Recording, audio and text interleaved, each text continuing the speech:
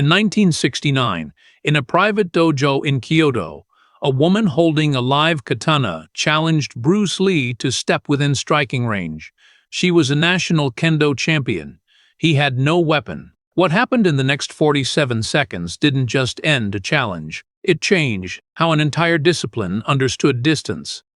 The invitation came through a man named Hayashi, a film liaison who had worked with Shaw Brothers and understood the delicate politics of bringing a Chinese-American actor into Japan's traditional martial arts circles. It was March. Kyoto was still cold. Bruce Lee had been in Tokyo for press related to The Big Boss, which wouldn't release for another 2 years but was already generating industry noise. Hayashi mentioned almost casually that there was interest from a historic Budokan in Kyoto. Not for filming, for dialogue. Bruce Lee accepted. The dojo was in Higashiyama, near enough to the temples that you could hear bells in the morning. It had been operating since the 1870s. The wood was dark, polished by decades of footwork. There were no mirrors, no padding, just space, and the faint smell of oil used to care for blades. He arrived in the early afternoon with Hayashi and a translator named Kendo, a younger man who spoke English with academic precision. They were met at the entrance by the dojo's senior curator, an older man who bowed but did not introduce himself. He gestured them inside. 3 people were waiting. 2 were men, both senior practitioners, both over 50, both standing with the kind of stillness that comes from rank. The third was a woman, seated in seiza at the far edge of the floor. Her name was Takeda Noriko. Hayashi leaned close and spoke quietly. She is ranked 3rd nationally, women's kendo. But she also trains men. Very traditional, very serious. Bruce Lee nodded but did not reply. He was watching the way she sat back straight, hands resting lightly on her thighs, eyes forward. She had not looked at him yet. The senior curator gestured to a low bench. Bruce Lee and his companions sat. Tea was brought. There was a formal exchange gratitude for the visit, respect for the traditions of the school, acknowledgement of the different systems. It was careful, scripted. Then Noriko stood. She bowed to the room, then specifically to Bruce Lee. Her posture was exact. Her expression was unreadable. When she spoke, her voice was level, quiet, but it carried. Kendo translated without pause. She says it is an honor to meet someone who has studied many systems. She says she has heard you move very fast. Bruce Lee inclined his head slightly. I train to be efficient. Kendo translated. Noriko responded. She says efficiency is respected here, but so is distance. There was no challenge in her tone. Not yet. But the room had shifted. The 2 senior men had not moved, but their attention had sharpened. Hayashi, sensing the tone, cleared his throat softly. He began to speak, likely to redirect the conversation toward safer ground film, philosophy, mutual respect between systems. Bruce Lee raised one hand gently. Ask her, he said, looking directly at Noriko, if she would be willing to demonstrate. Kendo hesitated, then translated. Noriko did not smile. But something changed in her eyes. She bowed again. Then she walked to the wall and lifted a katana from its stand. Noriko did not draw the blade immediately. She held the katana in both hands, horizontal, and returned to the center of the floor. She stood there for a moment, not preparing, just present. Then she knelt, placed the sword across her lap, and began to wrap her hands. No one spoke. The 2 senior instructors had moved to the side of the room, standing with their arms folded. Their expressions gave nothing away. Hayashi had gone very still. Kendo, the translator, sat with his notebook open but had stopped writing. Bruce Lee remained on the bench watching. He did not watch the sword. He watched her breathing. It was deep, controlled, timed to something internal. Her shoulders did not rise. Her posture did not change. She was not psyching herself up. She was settling in. After a moment, she stood, lifted the katana, and walked to the far end of the floor. She turned to face the empty space. Then, without announcement, she began her warm-up. The first cut was vertical clean, centered, no wasted motion. The blade stopped exactly where it should, not a centimeter further. She returned to guard. Then a horizontal cut. Then a diagonal. Each one precise, each one the same speed. She was not performing. She was calibrating. Bruce Lee tilted his head slightly, the way he did when he was reading someone's structure. Hayashi glanced at him, then away. He had seen that look before. Noriko moved through a sequence strikes, resets, footwork adjustments. Her rhythm was metronomic. There was no flourish, no drama, just repetition with absolute consistency. One of the senior instructors murmured something in Japanese. Endo leaned forward slightly but did not translate. It had not been meant for the guests. After 2 minutes, Noriko stopped. She lowered the blade, exhaled once, then turned toward the center of the room. She did not look at Bruce Lee. She looked at the space between them. Then she spoke. Endo translated, his voice careful. She says she is ready to begin the demonstration. She will perform a traditional kata. If you would like to observe from the side, she will make space. Bruce Lee did not move. Ask her, he said quietly, what the demonstration is meant to show. Endo translated. Noriko's expression did not change, but there was a pause before she answered. Endo's voice was softer now.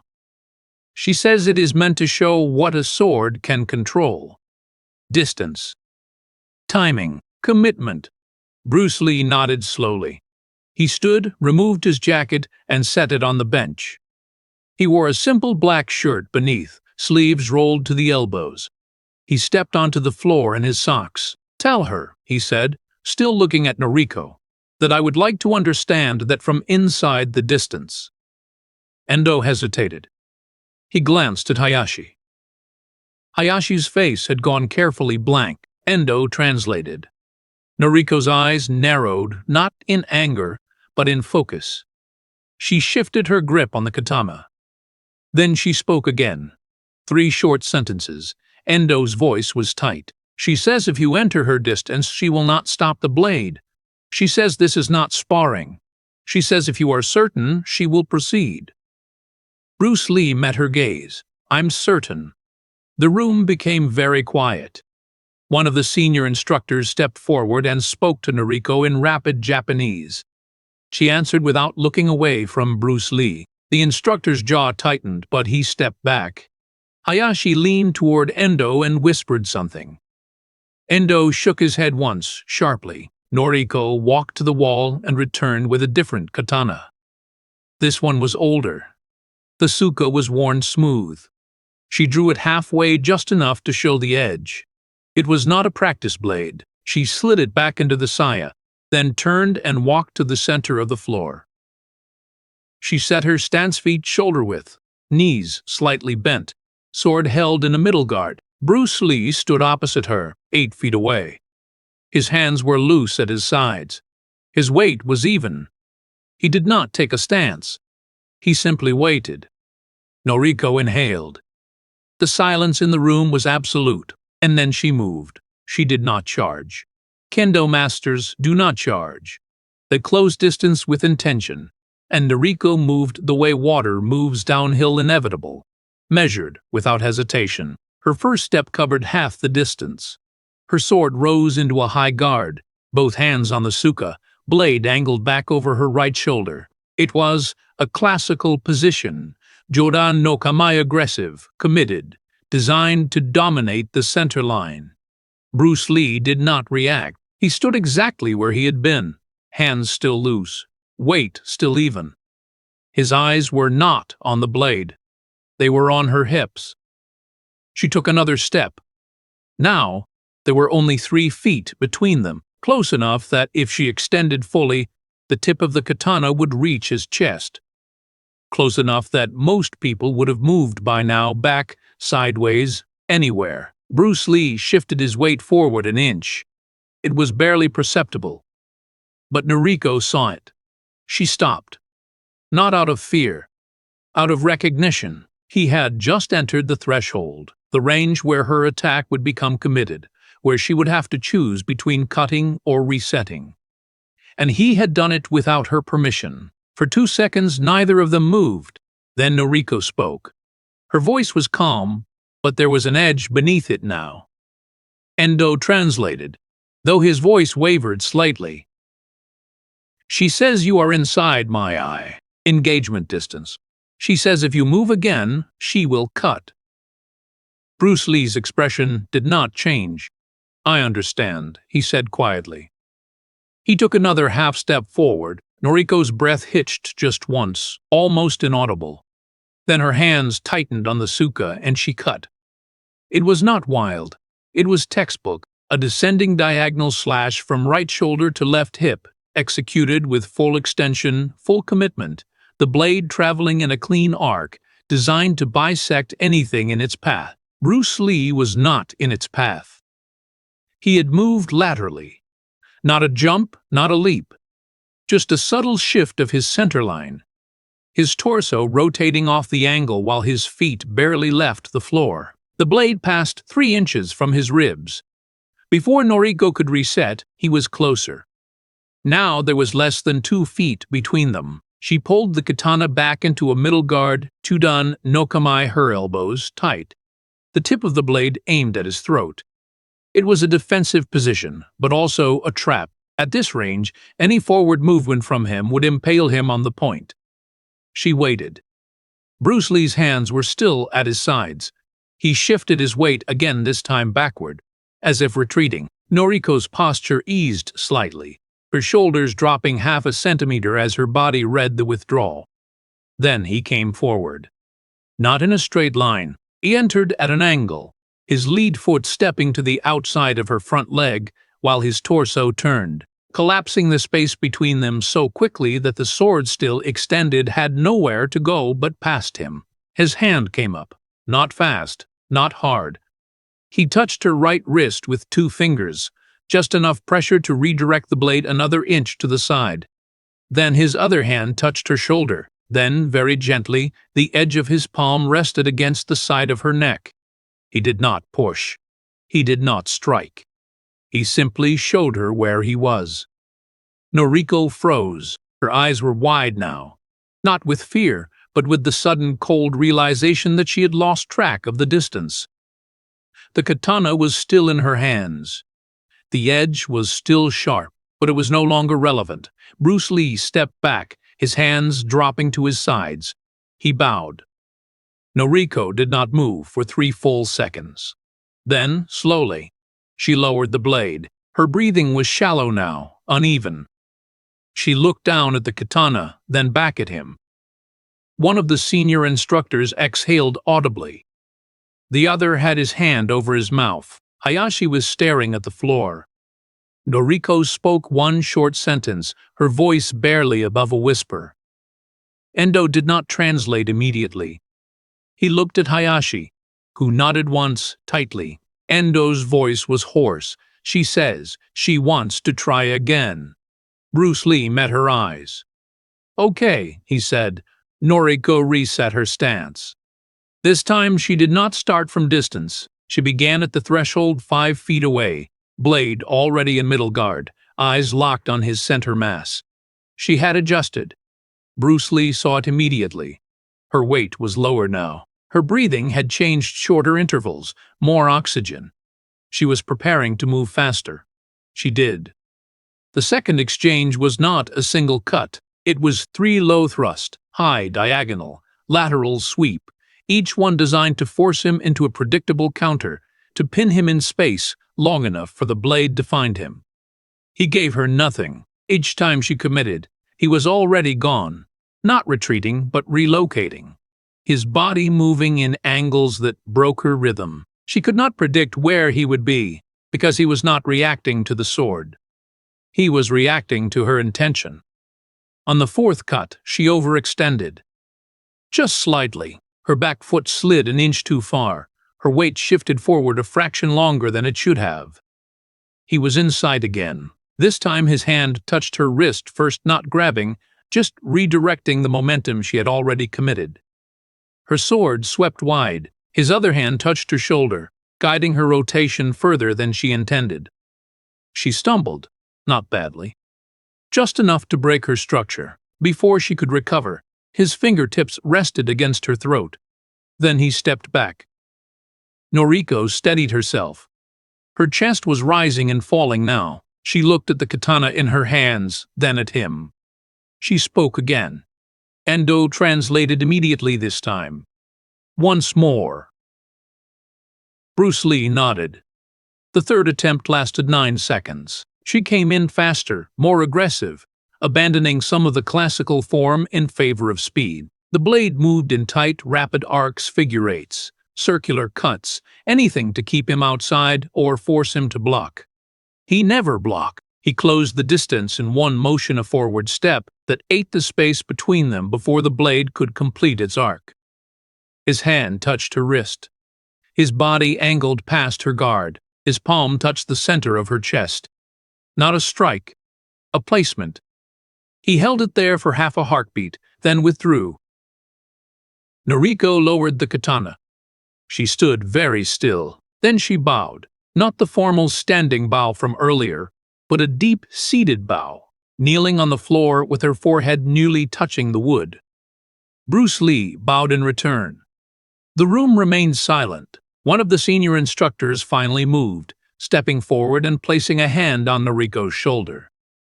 She rose slowly, her face unreadable. She walked to the wall, sheathed the blade, and set it back on the stand. When she turned back, her eyes were clear. She spoke once more.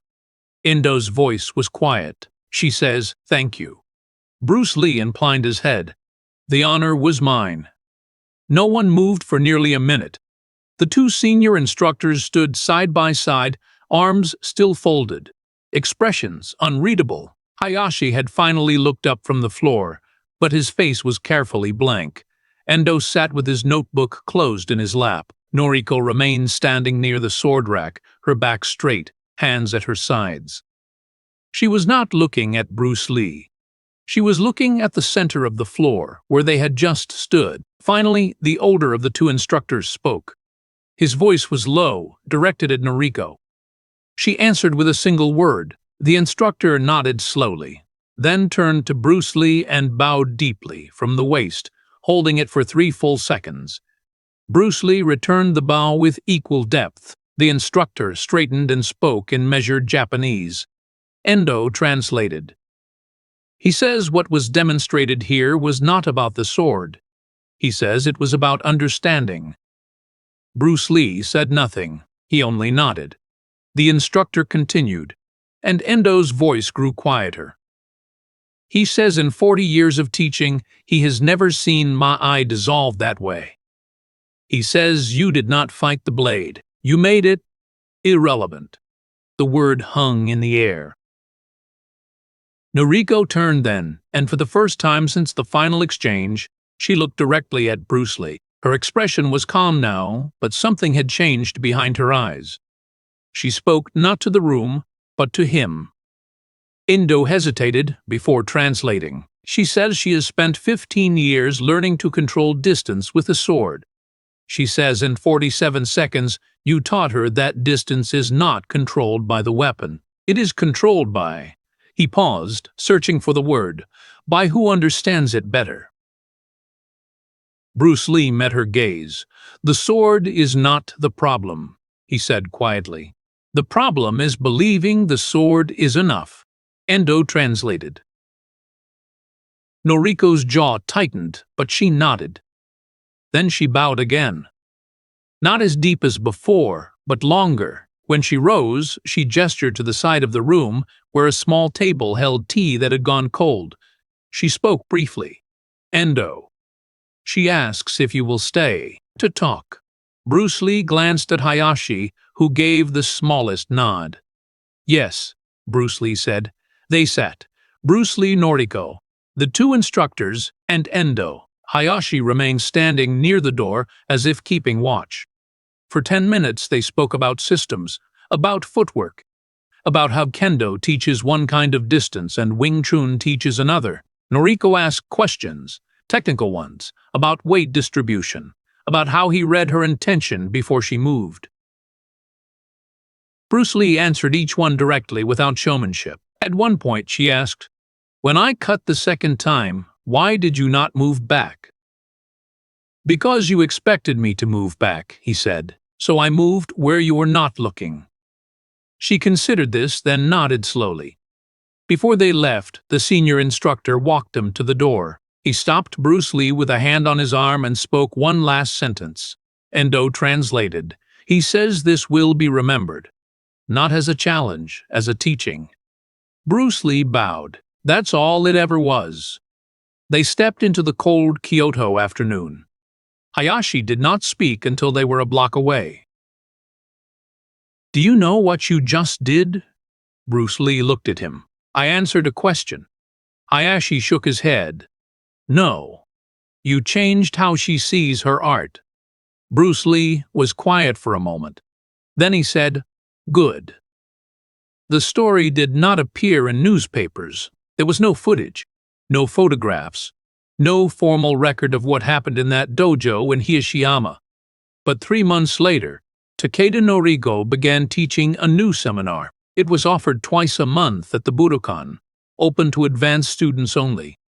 The subject was Mai engagement distance, but the curriculum had changed. She no longer taught it as a fixed measurement. She taught it as a conversation. Distance is not a line, she told her students. It is a relationship, and if you do not understand what the other person is saying, you have already lost. She demonstrated using partners from different disciplines. Judo practitioners, karate students, once a boxer from Osaka who had heard about the seminars and requested permission to observe. She never mentioned Bruce Lee by name, but her senior students noticed that she had begun studying footwork patterns that were not classical Kendo. She watched martial arts films, but also boxing matches, fencing tournaments. She took notes on how different systems closed or created space. By 1971, she was ranked second nationally. By 1972, she was first. In interviews rare, formal, she credited her evolution to a lesson in adaptability.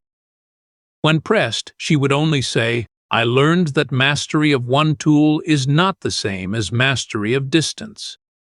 The encounter itself became a story told quietly in dojos, between practitioners who understood what it meant, not a legend, a case study. One of Noriko's students, years later, wrote about it in a technical journal on Japanese swordsmanship. He did not name Bruce Lee either, referring only to a visiting martial artist with no weapon. But the description was exact. The timeline was accurate. The article ended with a single line. What was demonstrated that day was not superiority. It was the difference between knowing a range and understanding space. In 1978, Noriko retired from competition. She continued to teach, but her focus had shifted. She became known for her seminars on cross-discipline training, how to learn from systems that had nothing to do with the sword. In one lecture, attended by over 200 students, she said, "I believed for many years that the katana gave me control. I was wrong. The katana gave me a tool. Control came from understanding what my opponent could not see." Someone in the audience asked, "How do you learn to see what others cannot?" She paused. "By standing in front of someone who sees more than you do, and staying there long enough to learn." Bruce Lee died in 1973. When the news reached Japan, Noriko sent a letter to his family. It was short, written in careful English. It read, "He taught me that the weapon is not in the hand. Thank you for sharing him with the world." The letter was never published, but his widow, Linda, kept it. Decades later, when martial artists asked about the encounter in Kyoto, the one that had been whispered about in Kendo circles for years, Linda confirmed it had happened. She did not offer details. She only said, "Bruce didn't go there to prove anything. He went there to exchange, and that's exactly what happened." The dojo in Hiroshima still operates. On one wall, in a glass frame, There is a photograph of Takeda Noriko from 1969. She is seated in seiza, a katana across her lap, her expression calm. Beneath it, a small placard reads, "Distance is not measured in feet. It is measured in understanding." No one asks where the lesson came from anymore. They simply teach it, and the teaching continues.